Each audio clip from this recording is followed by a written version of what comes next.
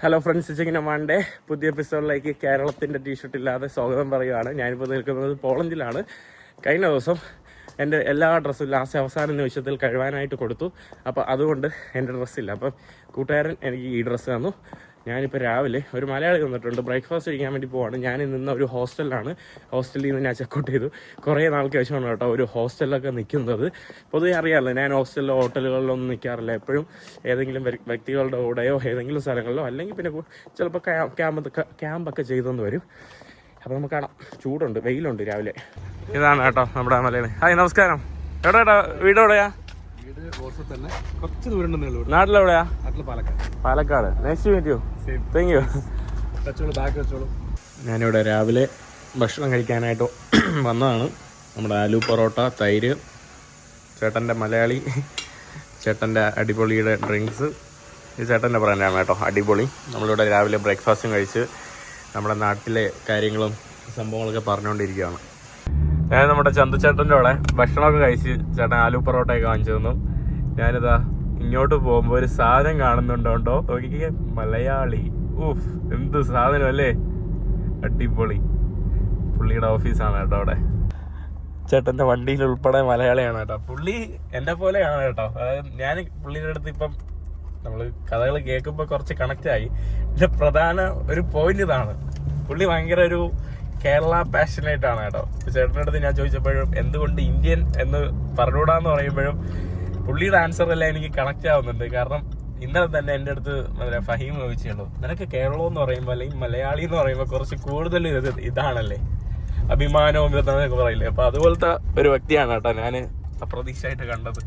Shamjith bro, thank you കേട്ടോ പരിചയപ്പെടുത്തിയില്ലേ. അതെന്താ രാവിലെ ഇത് വന്ന് ഇറങ്ങുമ്പോഴും വൈകുന്നേരം പോകുമ്പോൾ ഇത് കാണുമ്പോഴും ഒരു അഭിമാനമാണ് ആ കാണുന്നത്. സത്യം അല്ലേ, അതൊരു സംഭവം തന്നെയാണ് കേട്ടോ. ഇവിടെ ഷൂസിൽ മലയാളി, ഉടുപ്പിൽ മലയാളി. ഞാൻ ചോദിക്കുന്നില്ല കേട്ടോ, ഒഫൻഡ് ആവും. അല്ല, ഒഫൻഡ് ഒന്നും ആയിട്ടില്ല. ചേട്ടാ ഇങ്ങോട്ട് തന്നെ കാണിച്ചു തന്നു കേട്ടോ, മലയാളിയുടെ അണ്ടർവെയർ. മലയാളി എല്ലായിടത്തും മലയാളിയാണ് കേട്ടോ. നമ്മൾ ചേട്ടൻ്റെ ഓഫീസിലോട്ട് വന്നതാണ്.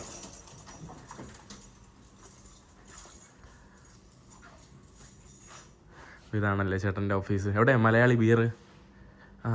ഈ കാണുന്നതാണ് ചേട്ടൻ്റെ പ്രൊഡക്റ്റ് കേട്ടോ, മലയാളി. ഇതാണ് ചേട്ടൻ്റെ പ്രൊഡക്റ്റുകൾ. ഫുള്ള് മലയാളി ബ്രാൻഡിങ്ങിലുള്ള 0.0, 7.2, 4.8% ഒക്കെ വരുന്ന ബിയേഴ്സാണ്. കണ്ടില്ലേ, മലയാളികളുടെ മുന്നിൽ മാത്രം കാണാൻ പറ്റുന്ന സംഭവം. ജീസസ് ക്രൈസ്റ്റ്, നമ്മുടെ ഗണപതി, ഇവിടെ താണ്ട് ഒരു ഹോളി ഖുർആന്റെ ഒരു ഇത്. സത്യം അല്ലേ, ഇത് വേറൊരു ഇന്ത്യൻ ഓഫീസിലും ഒരിക്കലും കാണാൻ പറ്റില്ല അല്ലേ, ചാൻസ് കുറവാണ്. ചേട്ടൻ്റെ ആദ്യത്തെ പ്രൊഡക്റ്റ് നമ്മുടെ റൈബാൻ ഗ്ലാസും മീശയൊക്കെ ചെല്ലാലേട്ടൻ്റെ ഒരു രീതിയിലുള്ള നമ്മുടെ മലയാളി. ഇത് പൊളിയല്ലേ എന്ന് അവിടെ എഴുതിയിട്ടുണ്ട്. പിന്നെ അതാണ്ട് ഇപ്പോൾ വേറെ കാലിലെല്ലാം മലയാളി സാധനം കയ്യിലുണ്ടോ, ഈ കാണുന്ന മലയാളിയിലും ഇവിടെ സാധനം കയ്യിലുണ്ടോ. വേറെ എന്നെ അട്രാക്ട് ചെയ്ത ഒരു സാധനം എന്ന് പറയുമ്പോൾ സത്യം പറയാലോ, ഈ കാണുന്ന ഇതില്ലേ നമ്മുടെ സ്കാനർ.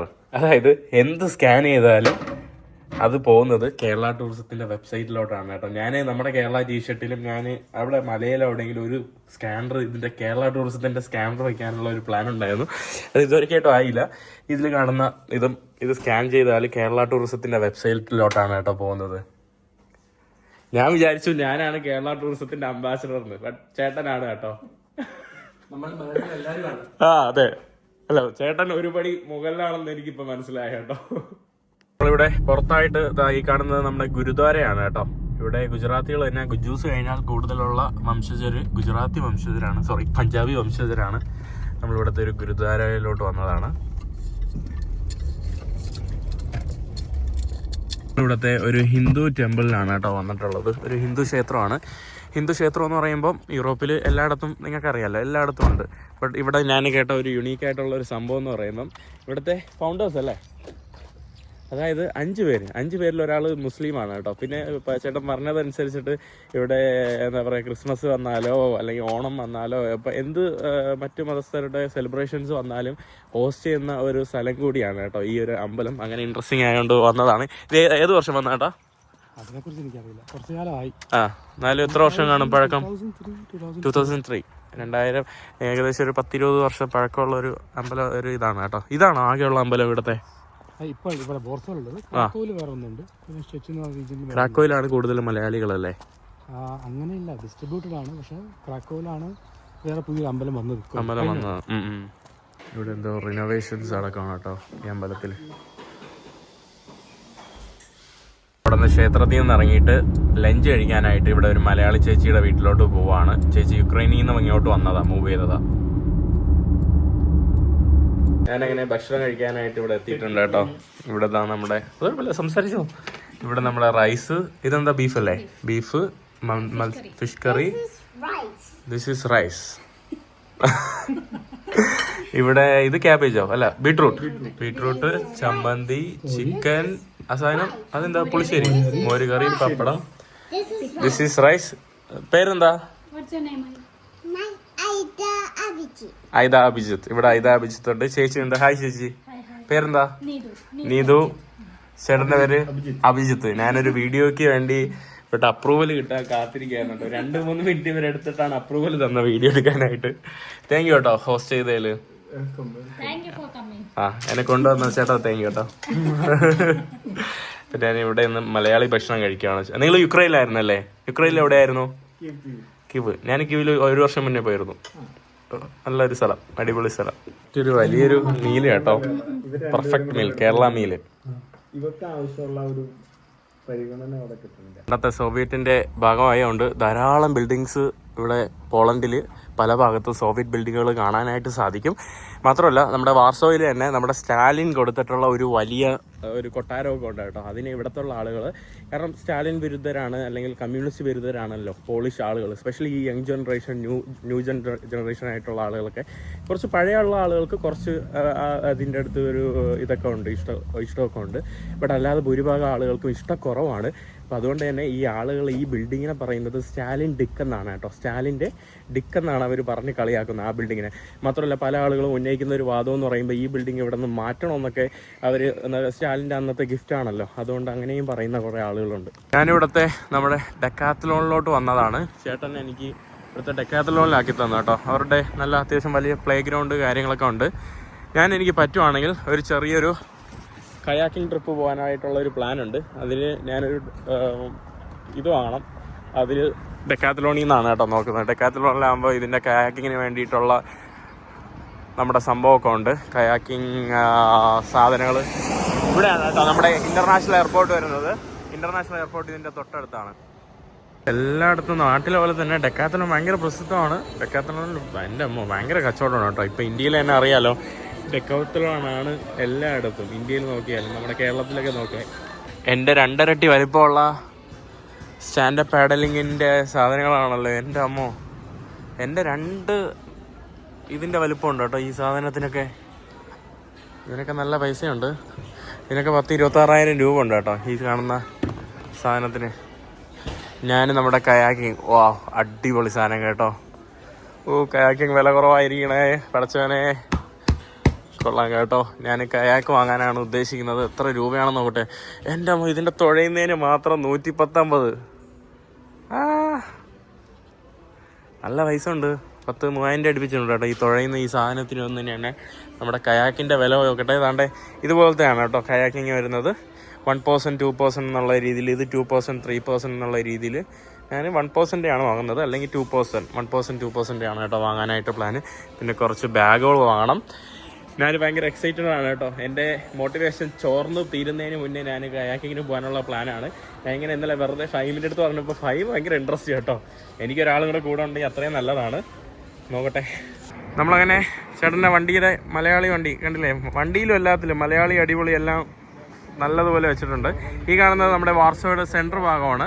ആ കാണുന്നത് സെൻട്രൽ ട്രെയിൻ സ്റ്റേഷന്. പിന്നെ ആ കാണുന്നത് നമ്മുടെ പഴയ കൊട്ടാരത്തിൻ്റെ, അതാണ് ഞാൻ പറഞ്ഞില്ലേ നമ്മുടെ സ്റ്റാലിൻ്റെ ഡിക്കെന്ന് പറഞ്ഞ് കളിയാക്കുന്ന ഒരു ബിൽഡിംഗ് ആണ് ആ കാണുന്നത്. ഇവിടെ നമ്മുടെ ഇന്ത്യൻ സൂപ്പർ മാർക്കറ്റാണ് കേട്ടോ. ഒരു Indian super market, India gate എന്ന് പറയുന്നത്. ഇവിടെ വാർസോയിൽ മലയാളി കടകൾ കുറവാണ് കേട്ടോ. മലയാളി റെസ്റ്റോറൻ്റ് ഒന്നുമില്ല.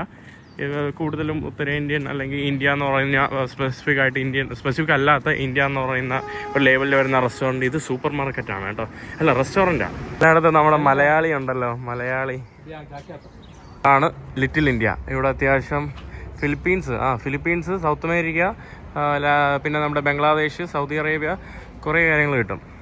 പൊതുവേ ഈസ്റ്റ് ഏഷ്യൻ്റെ സാധനങ്ങൾ, ഈസ്റ്റ് ഏഷ്യൻ അല്ല, സൗത്ത് ഈസ്റ്റ് ഏഷ്യയിലെ ആളുകളുടെ ഭക്ഷണങ്ങളൊക്കെയാണ് കേട്ടോ അവരുടെ സാധനങ്ങൾ. അരി സാധനങ്ങൾ, മറ്റു പലചാലനം. നമ്മുടെ ചാരായം, ഇത് ഏതോ ഒരു മലയാളിയുടെയാണ് കേട്ടോ, ചാരായം, ഇന്ത്യൻ അറാക്ക് ചാരായം. മഴ ആയതുകൊണ്ട് സിറ്റിയൊന്നും കറങ്ങിയില്ല. കുറച്ച് ഭക്ഷണം കഴിച്ചിട്ട് വീണ്ടും ഡെക്കാത്തലോലെ വേറെ വലിയ ഔട്ട്ലെറ്റിൽ വന്നു. ഇവിടെ കണ്ടില്ലേ അവർ പലതരം ടെൻറ്റുകൾ ഇവിടെ ഒരു വലിയൊരു ക്യാമ്പിംഗ് ഗ്രൗണ്ട് പോലെ ആക്കിയിട്ട് വെച്ചിരിക്കുകയാണ് കേട്ടോ.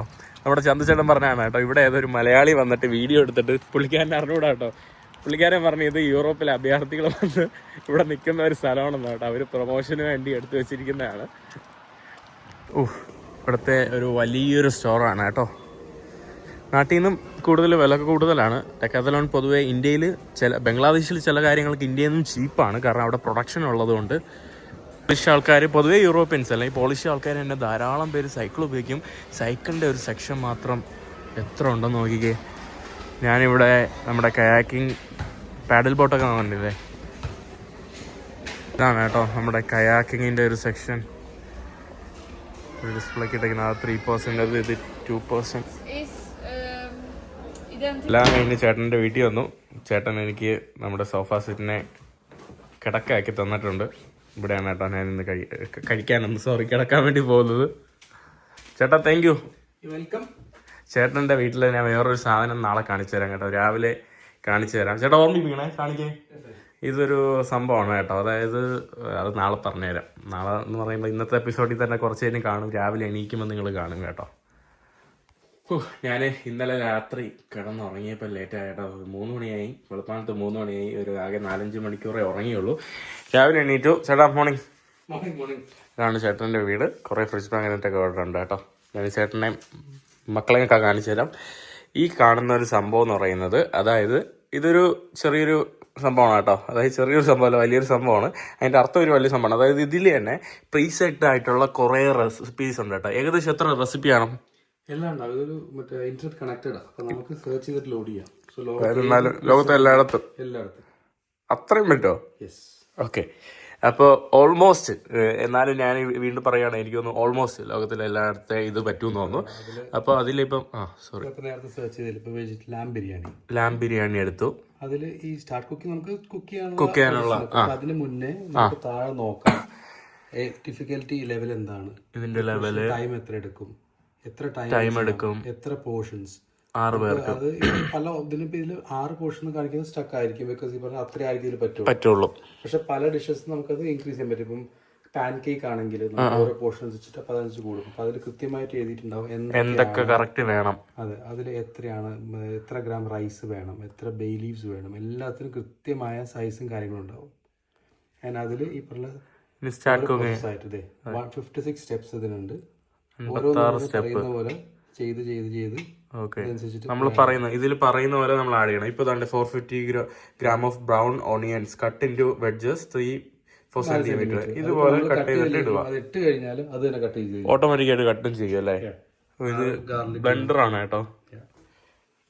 സോ ഓരോന്നോരോ നമ്മൾ ഇട്ട് കഴിഞ്ഞാൽ, പിന്നെ ഇതിന്റെ ഏറ്റവും വലിയ ഗുണം എന്താന്ന് വെച്ചാൽ എല്ലാപ്പോഴും അതില് പറയുന്ന പോലെ ചെയ്യുമ്പോൾ ഏത് സമയത്തും ടേസ്റ്റ് കൺസിസ്റ്റന്റ് സെയിം ആയിരിക്കും. സോ ആ ഒരു കാര്യമുള്ളൂ. ഇപ്പൊ നമ്മള് അളവ് കുറഞ്ഞു കൂടി എന്നുള്ള പ്രശ്നം വരുന്നില്ല. നമുക്ക് കൂട്ടും കുറയ്ക്കും ചെയ്യാം, ഇല്ല എന്നല്ല, പക്ഷെ ആ പറഞ്ഞത് കൺസിസ്റ്റൻസി ഉണ്ടാവും ടേസ്റ്റ്. ഇത് കൊള്ളാം കേട്ടോ. അതായത് ഇതിൽ നമ്മൾ മെഷീനിൽ കുക്ക് ഓൾറെഡി കസ്റ്റമൈസ്ഡ് ചെയ്ത് വെച്ചിട്ടുണ്ട്. അത് അക്സെപ്റ്റ് ചെയ്ത് നമ്മൾ ആ സ്റ്റെപ്പ് ഫോളോ ചെയ്ത് സാധനങ്ങൾ മാത്രം ഇട്ടാൽ മതി. അരിയേണ്ടത് തനിയെ അരിഞ്ഞ് ഇത് ഭക്ഷണമായിട്ട് വരും. ബട്ട് കുക്ക് ചെയ്യുന്നത് ഏതിലാണ്? ഇതിൽ തന്നെയാണോ ഹീറ്റ് എല്ലാം? ഇത് ക്ലോസ് ചെയ്യണം അല്ലേ? ക്ലോസ് ചെയ്യുന്ന ഇതാണ്ട് ദോശയൊക്കെ ഉണ്ടാക്കുമോ? Dosa Indian recipe. ദോശ മസാല ദോശയാണ്. മസാല ദോശ ഇതിലുണ്ടാക്കുമല്ലേ? ചെറിയ മസാല ദോശ. പൊട്ടറ്റോ ഫില്ലിംഗ് ഈ കാണുന്ന അതിന്റെ ബാറ്റർ വരും ഒബ്വിയസ്ലി, അത് നമ്മൾ ഇത് പരത്തുന്ന മാത്രം. പക്ഷെ അതിന്റെ സ്റ്റെപ്പ് ബൈ സ്റ്റെപ്പ് കാര്യങ്ങൾ ഈ പറഞ്ഞതും.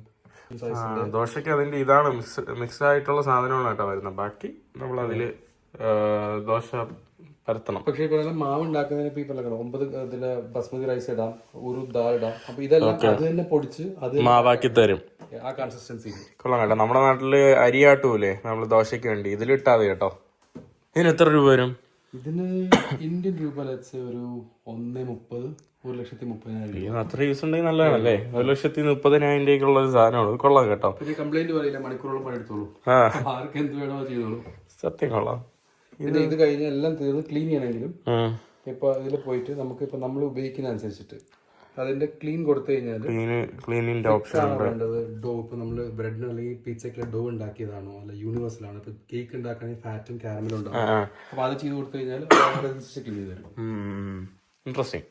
നമ്മുടെ നാട്ടിൽ കല്യാണമൊക്കെ കഴിച്ച സ്പെഷ്യലി ഈ യങ് കപ്പിളൊക്കെ ഇല്ലേ, അവർക്ക് എന്ന് പറഞ്ഞാൽ കുക്ക് ചെയ്യാൻ അറിഞ്ഞൂടല്ലോ. അവർക്കൊക്കെ വീട്ടുകാർ വാങ്ങിച്ചു കൊടുത്താൽ അല്ലെങ്കിൽ ഈ ഫ്രണ്ട്സ് കല്യാണത്തിന് ഗിഫ്റ്റ് ആയിട്ട് വാങ്ങിച്ചു കൊടുത്താൽ ചിലപ്പം അവര് പിന്നെ എന്താ പറയാ ഒന്ന് മനസ്സമാനത്തോടെ ജീവിക്കാൻ പറ്റും കേട്ടോ. അറിഞ്ഞുകൂടാതെ ഇങ്ങനെ വെറുതെ കഷ്ടപ്പെട്ട് പണിയെടുത്ത് കുക്ക് ചെയ്യേണ്ട ആവശ്യമില്ല.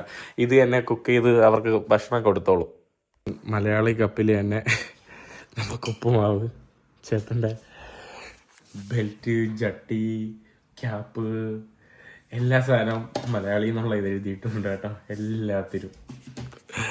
അങ്ങനെ ചേട്ടന്റെ ഫാമിലിയെ കുറിച്ച് പറഞ്ഞേ. ഫാമിലി വൈഫ് അന്ന, ഓട്ടിസം ഡൗൺ സിൻഡ്രോം കുട്ടികൾക്ക് ട്രീറ്റ് ചെയ്യുന്ന ഒരു തെറപ്പിസ്റ്റ് ഡോക്ടറാണ്. ഓക്കെ. മോള് മൂത്ത ആള് മായ, 11 വയസ്സ്. രണ്ടാമത്തെ ആള് ജൂലിയ, 6 വയസ്സ്. അവരിപ്പോ ഇവിടെ ഇല്ല, ആളുടെ ഫാമിലി വീട്ടിലേക്ക് പോയിരിക്കുകയാണ്. നാളെ ആഫ്രിക്ക പോകുന്നതുകൊണ്ട് ഇവിടെ ഒരാഴ്ച ഉണ്ടാവില്ല. അവരവരുടെ ഫാമിലി വിസിറ്റ് ചെയ്യാൻ പറ്റും. അതായത് നമ്മുടെ ചേച്ചി പോളിഷുകാരിയാണ്. അപ്പോൾ ഇവരുടെ കഴിഞ്ഞ ദിവസം ഒരു സെലിബ്രേഷൻ ഉണ്ടായിരുന്നു. അപ്പോൾ അത് ഒരു ക്രിസ്ത്യൻ സെലിബ്രേഷൻ ആണ് കേട്ടോ. അപ്പോൾ അതിന്റെ ഭാഗമായിട്ട് അവർ മിക്ക ആൾക്കാരും വില്ലേജിൽ പോയിരിക്കുകയാണ്. പിന്നെ ലോങ് വീക്കെൻഡ് ആണ് കേട്ടോ. അപ്പോൾ ചേട്ടൻ ഇവിടെ വന്നിട്ട് എത്ര വർഷമായി? ഇവിടെ 14 ഇയേഴ്സ്. യൂറോപ്പിൽ വന്നിട്ട് 20 വർഷമായിട്ട് യൂറോപ്പിലുണ്ട്. ഇവിടെ വന്നിട്ട് ഒരു 14 വർഷമായിട്ട്. കല്യാണം കഴിച്ചിട്ട് എത്ര വർഷമായി? 13 വർഷം. ഓക്കെ. ചേട്ടൻ്റെ സ്റ്റോറീസ് ഒക്കെ കുറച്ച് ഇൻട്രസ്റ്റിംഗ് ആണ് കേട്ടോ. ബാഴ്സലോണയിൽ ആദ്യം എത്തിയ കഥയൊക്കെ ഞാൻ ഇന്നലെ കേട്ടോണ്ടിരുന്നത്. അതൊക്കെ നല്ല അടിപൊളി കഥകളാണ്. അപ്പോൾ ഭക്ഷണം കഴിക്കട്ടെ, ടേസ്റ്റ് നോക്കട്ടെ. കൊള്ളാം. കൊള്ളൂലെന്ന് പറയാൻ പറ്റൂലല്ലോ. ഓക്കെ. ഉപ്പുമാവ് കഴിച്ചിട്ട് ഞാൻ കഴിഞ്ഞ ദിവസം കാണിച്ച ഓഫീസിൽ ഞാൻ വീണ്ടും വന്നിട്ടുണ്ട്. ചേട്ടൻ്റെ അടുത്ത് 2 ചോദ്യങ്ങൾ ചോദിക്കണമെന്നുണ്ട്. അത് ചോദിച്ചിട്ട് ഞാൻ പറയാം. ചേട്ടാ ഇരുന്നോ? ചേട്ടൻ്റെ അടുത്ത് 2 ചോദ്യം കൂടെ ചോദിച്ചിട്ട് വിടാം. നമ്മൾ ഇതിൻ്റെ ഇടയിൽ ഒരു ഇൻസ്റ്റാഗ്രാം റീലൊക്കെ എടുത്ത് കേട്ടോ. കാരണം ഞാൻ പൊതുവെ അങ്ങനെ സ്പെഷ്യലായിട്ട് ഒരാളെ പ്രൊമോട്ട് ചെയ്യുന്ന വീഡിയോസ് ഒന്നും എടുക്കാറില്ല. പിന്നെ ഓൾറെഡി എനിക്കൊരു സോഷ്യൽ മീഡിയ ട്രോമ ഉള്ളതുകൊണ്ട് സ്പെഷ്യലി ഇങ്ങനെ തന്നെ ബ്രാൻഡ് ചെയ്യുന്ന ആളുകളെ കാണുമ്പോൾ എനിക്കൊരു ഭയങ്കര ഒരു അറ്റാച്ച്മെന്റ് കുറയും കേട്ടോ. ബട്ട് ചേട്ടൻ്റെ ഓഫീസിൽ വന്നിട്ട് എനിക്ക് ചേട്ടൻ്റെ അടുത്ത് കണക്ട് ആയതിൻ്റെ പ്രധാന കാരണങ്ങൾ നമ്മുടെ കേരളത്തിലുള്ള മലയാളികൾ മറന്നു പോകുന്ന ഒരു കാര്യമാണ്. മാത്രമല്ല കേരളത്തിലുള്ള ഇന്ത്യയിലെ തന്നെ ടോപ്പ് മലയാളികൾക്കാണ് ഈ ഒരു സംഭവം ഉള്ളത്. അതായത് റിലീജിയസ് ഹാർമണി, അല്ലെങ്കിൽ മറ്റു മതങ്ങളെ സ്നേഹിക്കാനും ബഹുമാനിക്കാനും ഉള്ള ഒരു കൂടുതലുള്ള കഴിവ് ഇന്ത്യയിൽ മലയാളികൾക്കാണ് കേട്ടോ കൂടുതലുള്ളത്. അപ്പോൾ ആ കഴിവിനെ സൂചിപ്പിക്കുന്ന പല സംഭവങ്ങളും നമ്മുടെ പ്രൈവറ്റ് ബസ്സുകളിലും പല ഷോപ്പുകളിലൊക്കെ നമുക്ക് കാണാൻ സാധിക്കും. ഒരു റെക്റ്റാങ്കിളിൽ നമ്മുടെ 3 ദൈവങ്ങളുടെ ഇത്. ചേട്ടൻ്റെ ഓഫീസിൽ വന്നപ്പോൾ ഞാൻ കണ്ട ഇതാണ്, കണ്ടില്ലേ? നമ്മുടെ ജീസസ് ഉണ്ട്, ഇവിടെ ഗണപതി ഉണ്ട്, ഇവിടെ നമ്മൾ ഒരു ഹോളി ഖുർആൻ്റെ വേദഗ്രന്ഥം ഒരു ഇതാക്കുന്ന രീതിയിലുള്ള കണ്ടില്ലേ ഒരു 3 ദൈവം. അപ്പോൾ അത് എനിക്ക് ഭയങ്കര ഇഷ്ടപ്പെട്ടു.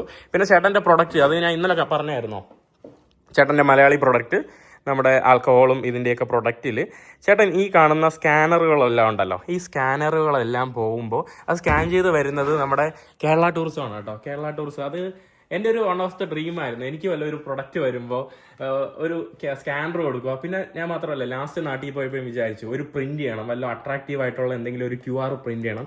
എന്നിട്ട് അടിയിൽ എന്തെങ്കിലും അട്രാക്റ്റീവ് ആയിട്ടുള്ള എന്തെങ്കിലും ക്യാപ്ഷൻ എഴുതിയിട്ട് ഞാൻ ഈ ലോകത്തെല്ലായിടത്തും സഞ്ചരിക്കില്ല. അപ്പോൾ ഓരോ രാജ്യത്തും ഇങ്ങനെ ട്രാഫിക് സിഗ്നലിൽ എന്തിലെങ്കിലൊക്കെ കൊണ്ടുപോയി ഒട്ടിച്ച് വയ്ക്കുക. അപ്പോൾ ആൾക്കാർ സ്കാൻ ചെയ്യുമല്ലോ വെറുതെ ഒരു ക്യൂരിയോസിറ്റിക്ക് വേണ്ടി.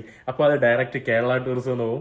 അപ്പോൾ അതൊക്കെ എൻ്റെ ഒരു ഡ്രീമായിരുന്നു. അപ്പം ഇങ്ങനെയൊക്കെ കാര്യങ്ങൾ ചെയ്യുന്ന ഒരു മലയാളി കണ്ടത് ഞാൻ ഇവിടെയാണ് കേട്ടോ. വേറെ ഒരു മലയാളിയെ ഞാൻ അങ്ങനെ കണ്ടിട്ടില്ല, കാണുമായിരിക്കണം. പിന്നെ ചേട്ടൻ എന്ന് പറയുമ്പോൾ നമ്മുടെ യൂസഫ് അലി, ഇപ്പോൾ അദ്ദേഹത്തിൻ്റെ ഒരു ഭയങ്കര ഒരു ഫാനാണെന്നാണോ പറയേണ്ടത്? ഞാൻ മാത്രമല്ല, അത് മൊത്തം കേരളം അങ്ങനെയായിരിക്കും. കണ്ട് പഠിക്കേണ്ട കുറേ കാര്യങ്ങൾ ഇപ്പം നമ്മൾ ഓരോരുത്തരെ ഐഡിയലാക്കി എടുക്കുമായിരിക്കും. അവരുടെ രീതികൾ, ഈ ബിസിനസ്സിൽ പൈസ അല്ലെങ്കിൽ വളർച്ച, ഹെലികോപ്റ്റർ അത് എന്നുള്ളതല്ല. പക്ഷെ അതെല്ലാം ഉണ്ടായിട്ടും ആ വ്യക്തിത്വം അതിനോടാണ് അട്രാക്ഷൻ കൂടുതൽ. യൂസഫായി പോലത്തെ ഒരാളടുത്ത് പോയി നമ്മൾ സംസാരിക്കുമ്പം നമ്മളൊരിക്കലും ചെറുതാണെന്നോ ഇൻ ടേംസ് ഓഫ് മണി അല്ലെങ്കിൽ ഇപ്പം ആ പൊസിഷൻ വയസ്സ് പോലും നമ്മൾ ചെറുതാണ് എന്നൊരു ഫീലിംഗ് തരുപോലുമില്ല, അങ്ങനെ കിട്ടുപോലുമില്ല. അത്രയും അപ്രോച്ചബിൾ ആയിട്ട് എല്ലാത്തിനും കേൾക്കാൻ ക്ഷമയുള്ള ഒരാൾ. ആൻഡ് സത്യം പറഞ്ഞാൽ ഇത്രയും ഹാൻഡ് ഹോൾഡ് ചെയ്ത വേറൊരാൾ എനിക്ക് ഉണ്ടായിട്ടില്ല, അപ്പാർട്ട് ഫ്രം എൻ്റെ എക്സ് ബോസ് ബോബി ചെമ്മണ്ണൂർ. ഞാൻ പുള്ളിയുടെ പി ആയിരുന്നു ഒരു കൊല്ലം. Apart from that Yusuf Bhai ആണ് ഹാൻഡ് ഹോൾഡ് ചെയ്തിരിക്കുന്നത്. അടിപൊളി. അപ്പോൾ ചേട്ടൻ എങ്ങനെയാ ഇവിടെ, ചേട്ടൻ ഇന്നലെ പറഞ്ഞ ഒരു കഥ ഉണ്ട്, ബുദ്ധിമുട്ടില്ലെങ്കിൽ അത് തന്നെ ഒന്ന് ജസ്റ്റ് ഒന്ന് പെട്ടെന്ന് പറഞ്ഞു. അതായത് ചേട്ടൻ പറഞ്ഞു ബാഴ്സലോണയിൽ വന്നു, ബാഴ്സലോണയിലാണ് ചേട്ടൻ പഠിക്കാനായിട്ട് എത്തിയത്. അങ്ങനെ ബാഴ്സലോണയിൽ പഠിക്കാനെത്തി, പഠിത്തം കഴിഞ്ഞിട്ട് പോളണ്ടിൽ വന്നു. അപ്പം അങ്ങനെ 13 വർഷമായി. ഇപ്പം ചേട്ടൻ തന്നെ ആ 13 വർഷമുള്ള കഥ പെട്ടെന്നൊന്ന് പറഞ്ഞു. എന്തുകൊണ്ടാണ് മലയാളി ബ്രാൻഡിലോട്ട് ചേട്ടൻ്റെ പ്രൊഡക്റ്റ് എത്തിച്ചത്? ഇതൊരു ആക്സിഡൻ്റൽ ബിസിനസ്സാണ്, ഒരിക്കലും ബിസിനസ് പ്ലാൻ ഉണ്ടായിട്ട് ചെയ്തതൊന്നുമല്ല. ഈ റഷ്യ ഉക്രൈൻ യുദ്ധത്തിൻ്റെ ടൈമിൽ ഒരു കുറച്ച് സ്റ്റക്കായിട്ടുള്ള അവിൽ, നമ്മുടെ നാട്ടിലെ അവിൽ, അത് സ്റ്റക്കായി നിൽക്കുന്നതിന് എന്ത് ചെയ്യാം എന്നുള്ള ഒരു പ്ലാനിൽ നിന്നാണ് ഈ ബിയറിലേക്ക് എത്തുന്നത്. അതും UK കൊമ്പൻ എന്ന് പറഞ്ഞിട്ടൊരു ബിയർ മുന്നേ ചെയ്തിട്ടുണ്ട്, പാലക്കാടൻ മട്ടയെന്ന്. അപ്പം അവരങ്ങനെ ചെയ്തുകൊണ്ട് അതൊരു പ്രചോദനമാണ്, ഓക്കെ ഇത് ട്രൈ ചെയ്യാം എന്നുള്ളത്. അങ്ങനെയാണ് ഇതിലേക്ക് എത്തിപ്പെടുന്നത്. പക്ഷെ അന്നും ഒരു ബിസിനസ് പരമായിട്ട് ഒരു ബിയർ ബ്രാൻഡായിട്ട് ചെയ്യണം എന്നൊരു ഐഡിയ ഉണ്ടായിരുന്നില്ല. ആ കിട്ടിയ അവിലുകൾ, അത് ബാക്കി പെൻഡിങ് വന്ന അവിൽ എങ്ങനെയെങ്കിലും തീർക്കുക എന്നൊരു ഉദ്ദേശം ഉണ്ടായിരുന്നുള്ളൂ.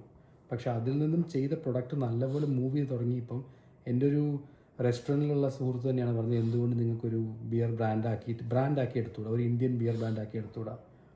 അന്നൊരു 7ഓളം ഇന്ത്യൻ ബിയർ ബ്രാൻഡുകൾ മാർക്കറ്റിലുണ്ട്.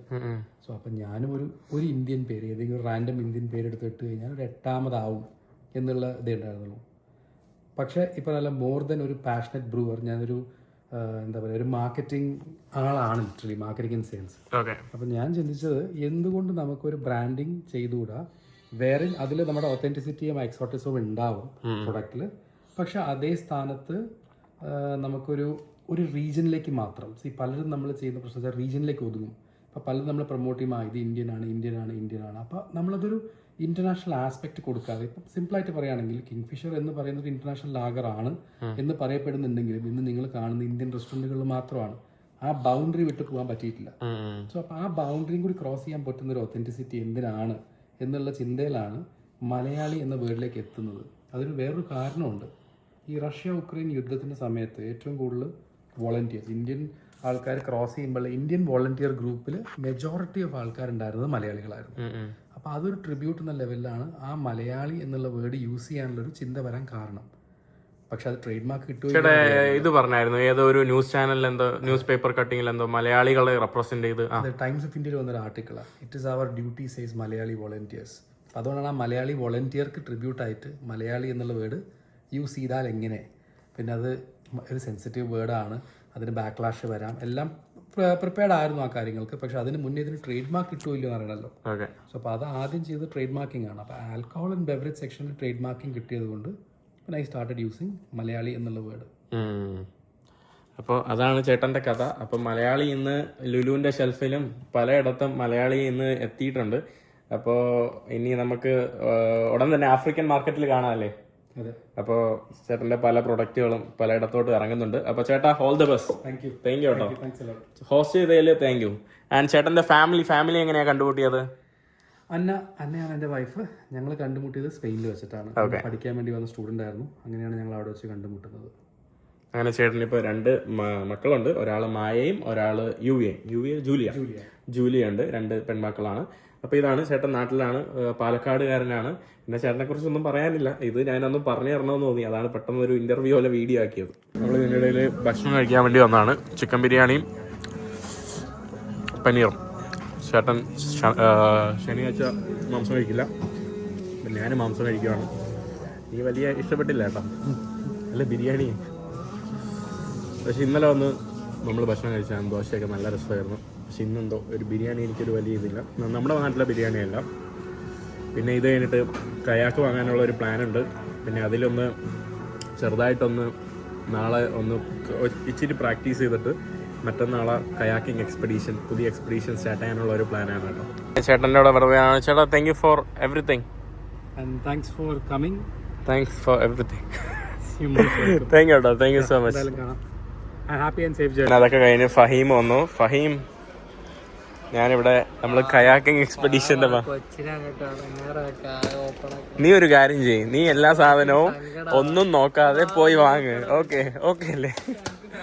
ഈ സാധനം വില 1399 കേട്ടോ ഒരു കയാക്കിന്റെ വില. അതായത് നമ്മുടെ നാട്ടിലെ ഒരു 30,000-40,000 രൂപ അടുപ്പിച്ച് വരും കയാക്കിന്റെ വില.